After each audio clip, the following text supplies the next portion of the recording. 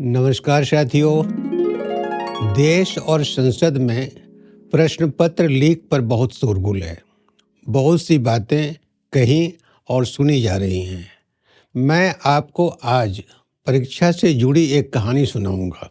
तत्कालीन कुलपति ने मुझे 2017 में तिलका मांझी भागलपुर विश्वविद्यालय का प्रॉक्टर बनाकर परीक्षा का प्रभार दे दिया। मैं पहले ही दिन जब कुर्सी पर बैठा तो छात्र छात्राओं का हुजूम ने मुझे घेर लिया। छात्रों की विभिन्न तरह की समस्याएं, लेकिन उस समय एक ज्वलंत समस्या थी और वह थी पार्ट 3 का एडमिट कार्ड का वितरण। बहुत से छात्र आकर कहने लगे कि मुझे एडमिट कार्ड नहीं मिल रहा। मैंने पूछा, परीक्षा फॉर्म भरा है? सभी कहते हाँ। मैं घनचक्कर में था। जब बच्चों ने फॉर्म भरा है तो फिर एडमिट कार्ड क्यों नहीं मिल रहा? मैंने परीक्षा नियंत्रक को बुलाया। उनसे पूछा कि जब बच्चों ने फॉर्म भरे हैं तो फिर एडमिट कार्ड क्यों नहीं मिल रहा? उनके चेहरे पर कोई सिकन न थी। वे आश्वस्त थे कि यह कोई समस्या है ही नहीं। उन्होंने कहा कि ये छात्र ऐसे हैं जिनका रजिस्ट्रेशन समाप्त हो गया है। इन्हें 5 साल में स्नातक पास कर लेना था, मगर ये समय के साथ अपना कोर्स पूरा न कर सके, इसलिए इन्हें एडमिट कार्ड नहीं मिलेगा। परीक्षा नियंत्रक के कहने के बाद मैं समझ गया। मैंने परीक्षा के नियमों को जानने की कोशिश की। पार्ट 3 में वही बच्चे फॉर्म भर सकते थे जो पार्ट 1 और पार्ट 2 उत्तीर्ण हों और उन्हें हर हाल में 3 ईयर डिग्री कोर्स 5 साल में पूरा कर लेना है। राजभवन से बने हुए नियम थे, उन्हें कोई कैसे अवहेलना करे। मैं भी रट्टू मल की तरह इसे दोहराने लगा। छात्र हताश निराश आते और लौट जाते। मैं खुद को सिद्धांत पर अड़ने वाला मानता था। भला मैं कैसे इधर से उधर हो जाता। छात्र परेशान, वे बरामदे में टहलते, इधर से उधर बौखते। परीक्षा नियंत्रक पुड़िया चबाते रहते, अपनी बगल में एक थूकदानी रखते। मैं तो न्याय योगी बना था।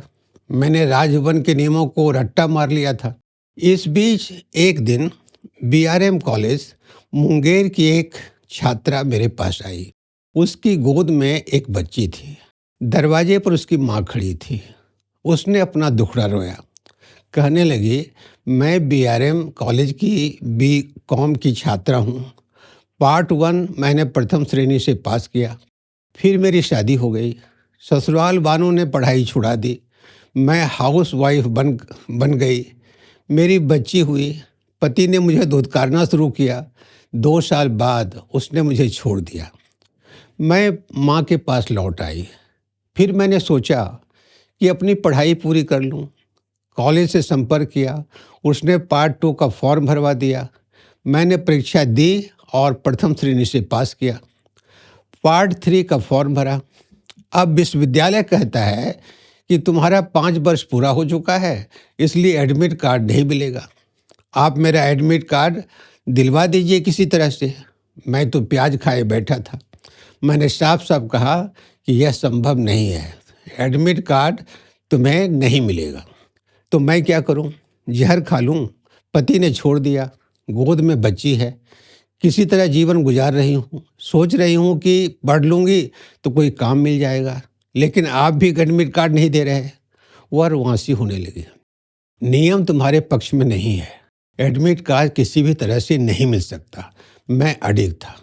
इस बीच उसकी माँ कमरे में आई। बोली, बेटा, मेरी बेटी पर दया करो। नहीं, यह संभव नहीं है।